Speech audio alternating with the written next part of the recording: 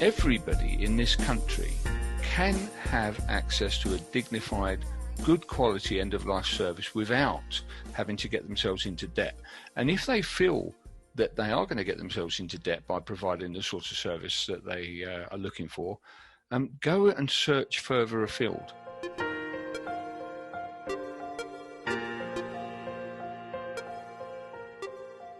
When you think it through, what is embalming? Let's look at the detail of it, right? It's a skilled and extensive process for draining the blood out because they want them to look their best on the day, right? We are not seeing them.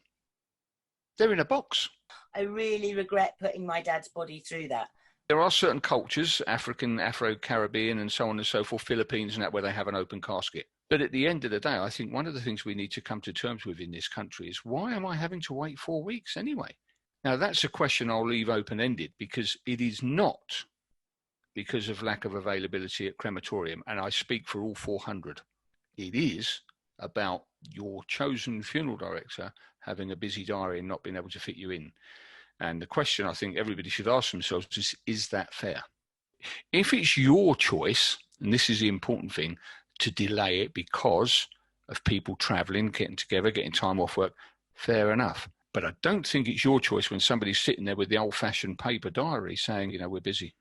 Having a lovely eulogy, perhaps delivering a really beautiful story at a nice location, is much more important than an impressive display of flowers. Yeah. So I think it's carefully thinking it through, you know, and I do know from my own personal experiences that the most important part of the day is being there together in a lovely location.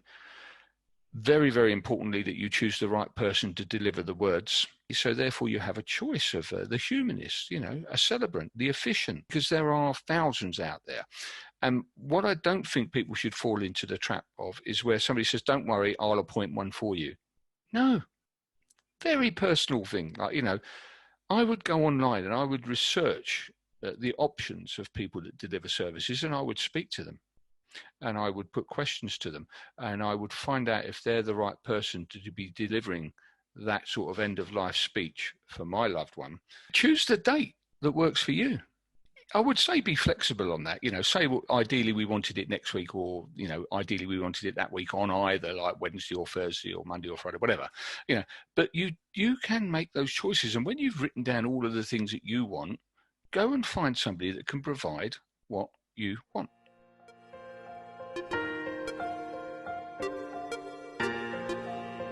You know, people take out payday loans. Yeah, I know. We did the same. We got a loan. We borrowed money. Yeah.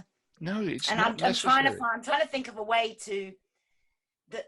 I'm trying to understand the way that we help people avoid that, I think is.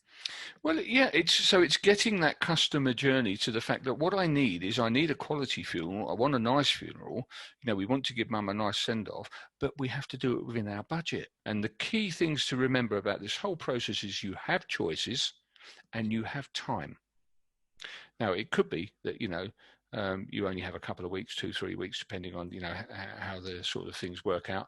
But I can tell you this, that if mum or dad dies in hospital, which is 50% chance of that hospital would be happy to keep mum or dad there for 4 weeks in their mortuary until such time that you've made your mind up. This country have a duty of care to make sure that there is a crematorium or a burial ground in that in your council area. That's what you pay your council taxes for. So they have that duty of care. And of course, nationwide, nationally, the country has a duty of care to provide like health services, hospitals, clinics, etc., doctors, surgeries. And within that hospital, there is a mortuary.